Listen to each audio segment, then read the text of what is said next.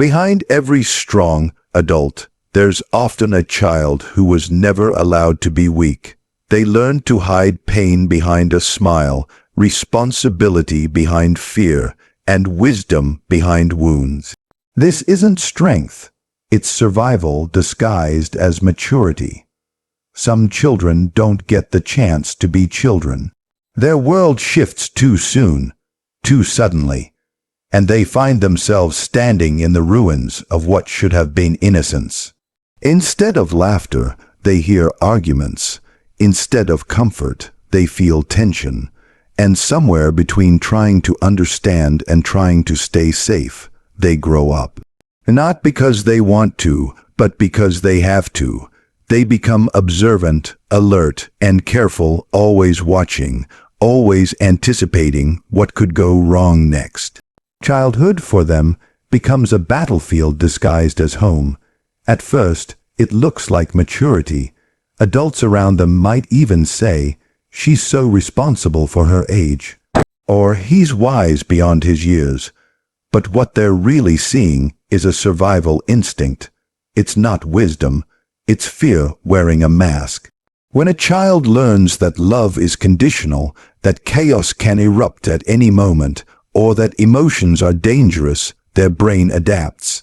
They trade curiosity for caution. They learn to predict moods instead of exploring dreams.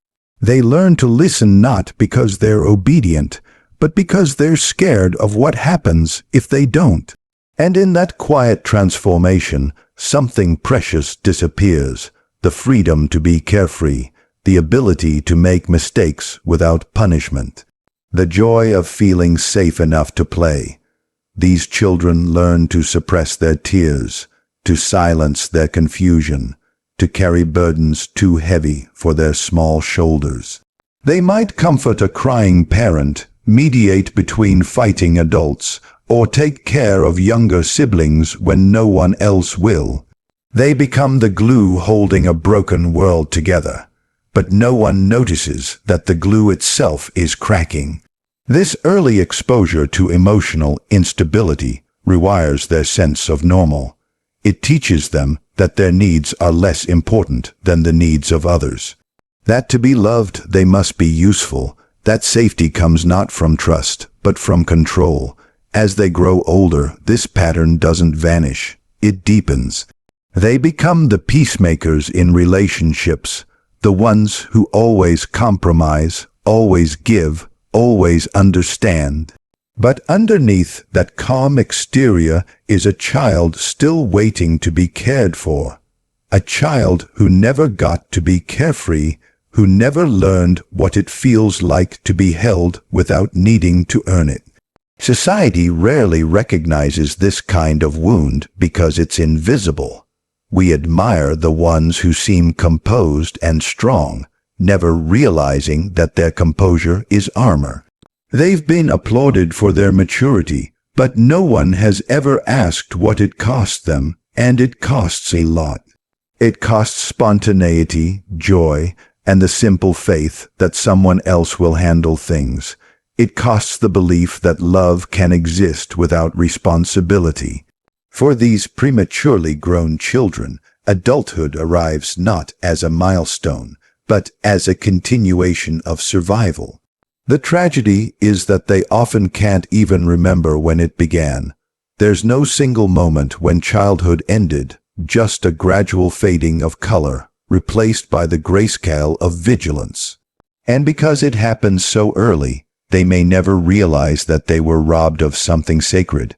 They only know that they've always felt older than their peers, more cautious, more tired. They might struggle to relax, to play, to trust. It's not because they're broken, it's because they were forced to skip the part of life where those skills are learned. But recognizing this truth is where healing begins.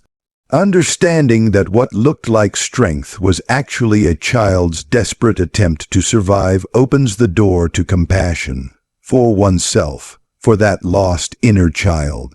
Because beneath the practiced calm, beneath the years of holding everything together, still lives the same child who once just wanted to feel safe.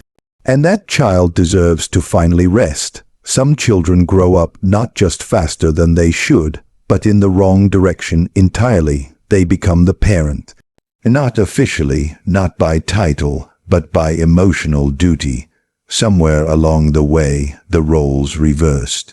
The adults who were supposed to protect, guide, and comfort them became the ones who needed protection, guidance, and emotional repair. And so the child steps up. They learn to soothe, to listen, to fix. They wipe away tears that aren't theirs, hold together families that shouldn't depend on them, and carry guilt that never belonged to them in the first place. It starts subtly. A parent has a bad day, and the child feels the need to make it better. They sense the tension in the room before words are even spoken. They learn that their calmness can prevent anger, that their silence can avoid conflict. Soon, they start managing the household mood like an emotional thermostat, turning down their own feelings to keep everyone else comfortable. While other kids are playing outside, they're watching over adults who can't seem to manage their own storms. They become the peacekeepers, the mediators, the quiet shoulders everyone leans on, but no one truly sees. To the outside world, these children appear strong, polite, even admirable. But what no one realizes is that they are paying for that strength with their own childhood. Their emotional needs go unmet, their fears go unspoken, and their desires go unseen. They become experts at understanding others while remaining strangers to themselves. When they grow up, this becomes a silent pattern. They're drawn to people who need saving, to relationships where they must earn love through care, to situations where their worth depends on how much they can give. And they give everything, because that's what they were trained to do, to fix, to help, to hold others up. They don't know how to need or how to ask. Needing feels dangerous. Asking feels selfish. So they continue to pour from an empty cup, believing that love means sacrifice. Even when they're exhausted, they keep going, because deep down, the fear of being abandoned or disappointing someone still lingers from childhood. They've learned that to be loved, they must be useful. To be safe, they must stay strong. But the truth is, no child should ever have to be strong to feel safe. When the roles reverse and a child becomes the caretaker, something fundamental fractures inside. Their sense of identity becomes built on service, not self. And that fracture follows them into adulthood. They might struggle to set boundaries, to say no, to rest without guilt. They may attract people who unconsciously exploit their empathy, because that's the dynamic they know best, being the healer, not the healed. The cruel irony is that these children often become deeply compassionate adults, yet they rarely extend that compassion to themselves. They'll listen to others for hours, but dismiss their own pain in seconds. They'll show patience to everyone except the face in the mirror. They might even convince themselves that they're fine, that they don't need help, that others have it worse. But inside, the child who carried too much is still tired, still waiting for someone to finally say, "You don't have to take care of everyone anymore. You can rest now." Healing this kind of wound isn't about blaming the parents or rewriting the past. It's about giving that inner child what they never received: permission to just be. To be imperfect, to be cared for, to be held without having to earn it. It's about realizing that love doesn't require exhaustion, and care doesn't mean self-erasure. Because the child who parented everyone else deserves, for once in their life, to be the one who is cared for. When a child grows up too fast, they often learn that the only way to feel safe is to appear capable. So they become good at it, so good that it eventually becomes their identity. They turn competence into armor, achievement into validation, and control into survival. These are the children who always seem put together, who rarely ask for help, who earn gold stars and praise because they learned early that being useful is the surest way to be loved. But what the world calls strength is often a mask, a carefully constructed illusion meant to hide fear, loneliness, and the quiet ache of never feeling enough. It begins innocently enough. Maybe they were the ones who had to keep things running when no one else would. Maybe they learned that mistakes led to anger, or that vulnerability invited chaos, so they learned to be perfect. They carried responsibility like armor, thinking if they just did everything right, no one would get hurt. They became the reliable one, the dependable one, the one everyone could count on, and they wore that label proudly, because it was the only thing that made them feel safe. But beneath that calm exterior, there's a different story. A story of a child who was terrified of failure because failure meant rejection. A child who never got to learn that love could exist even when they weren't performing. Over time, that fear becomes a quiet obsession. Every decision is measured, every step calculated. They grow into adults who appear competent in everything yet secretly feel inadequate in almost every way. They find it hard to rest, not because they don't want to, but because rest feels like weakness. The moment they stop doing, an old fear whispers, "What if they stop loving you?" It's a painful irony. These people often become the ones others admire most. They're leaders, caretakers, perfectionists, the ones who hold everything together. Yet behind that competence is exhaustion. They're tired of pretending everything is fine, tired of carrying everyone else's expectations, tired of never feeling free to simply exist without performing. They've spent so long being the strong one that they no longer remember who they are without that role.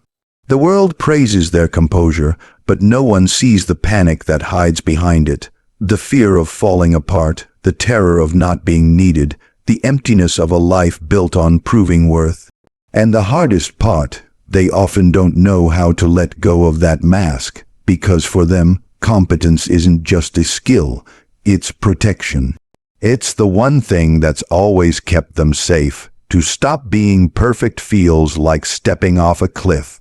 They may long for connection, but vulnerability feels dangerous, almost unbearable. So they keep smiling. They keep achieving. They keep pretending, because they've spent their whole lives equating love with performance and safety with control. Yet beneath all that effort lies a quiet, unspoken truth. What they really crave isn't admiration, but acceptance. Not for what they do, but for who they are when they finally stop doing. They want to be seen without the mask, to be loved without the achievements, to be allowed to be imperfect and still worthy. The tragedy is that the mask of competence, though it protects them, also isolates them. It builds walls so high that even love struggles to reach through. But one day, if they're lucky, they begin to realize that the mask that once kept them safe is now keeping them stuck. That true strength isn't in holding it all together, but in having the courage to let it fall apart. And in that moment of surrender, when they stop proving, stop performing, and simply allow themselves to be, they begin to taste the kind of peace they've been chasing their whole lives. Because the greatest freedom for the child who became too competent is learning that they no longer have to earn the right to be loved. Healing doesn't begin with grand gestures or sudden revelations. It begins quietly, in the small, tender moments when the adult who grew up too fast finally realizes that they don't have to keep pretending. For the first time, they allow themselves to stop being the caretaker, the achiever, the strong one. They begin to understand that the child inside them, the one who never got to rest, still exists, and that child is still waiting. Healing means giving that child permission to come home. It's not an easy journey. For someone who's spent their entire life being composed and responsible, letting go feels terrifying. They've built their identity around being the one who never breaks, who never asks, who never needs. So, when they try to be vulnerable, their instincts resist. Their mind whispers, "You can't fall apart. You'll lose everything." But healing asks for the opposite. It asks for surrender. It asks for softness, for the courage to be small again, for the humility to say, "I need help." This process often begins with exhaustion, the kind that no amount of sleep can fix. Because it's not the body that's tired, it's the soul.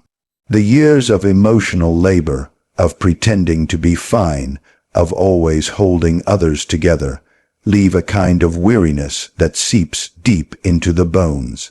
And when that exhaustion finally becomes too heavy to carry, something inside them cracks open. They begin to realize that their strength was never meant to be constant, that real strength sometimes means admitting they're tired. Healing the inner child means relearning what safety feels like. It means trusting that being cared for won't lead to disappointment. It means understanding that love doesn't have to be earned through perfection or usefulness. The adult must slowly teach the child within that it's okay to cry, to rest, to make mistakes. It's okay to ask for comfort without fearing rejection. For someone who spent their youth managing everyone else's emotions, it can feel foreign to prioritize their own. But gradually, they start to recognize that the love they kept giving away was the same love they always needed for themselves. This isn't about blaming the past or romanticizing pain. It's about rewriting the story. The child who grew up too fast doesn't need to stay trapped in survival mode. They can build a life where peace replaces vigilance, where gentleness replaces guilt. They can learn to sit in silence without fearing what might go wrong. They can discover what joy feels like when it's not followed by responsibility. The laughter that once died in their throat as a child can finally find its voice again. And with time, the walls they built begin to soften. They stop apologizing for having needs. They stop confusing love with labor. They stop measuring their worth by how much they can endure. Healing doesn't erase the past, but it transforms the relationship with it. The adult begins to see that the child who once felt weak was never weak at all. They were incredibly strong, doing the best they could with what they had. But now that strength can rest, it no longer needs to fight. There comes a moment, often quiet and unexpected, when they feel something they haven't felt in years: peace. Not the fragile calm of control, but a deep, steady peace that comes from finally being whole. The adult who once became a child too soon learns that they no longer have to choose between strength and softness, survival and serenity. They can finally be both the protector and the protected, the grown and the child. And in that moment, healing isn't about becoming someone new. It's about remembering who they were before the world demanded they grow up too fast, and allowing that forgotten child to finally breathe. In the end, the story of the child who became an adult too soon isn't one of weakness. It's one of silent courage. They carried more than anyone should, loved harder than they were ever loved, and survived what could have broken them completely. But true healing begins when they finally set down the armor, when they stop trying to be who the world needed and start becoming who they were meant to be. Because the real victory isn't in how well they survived their past, it's in how gently they choose to live now.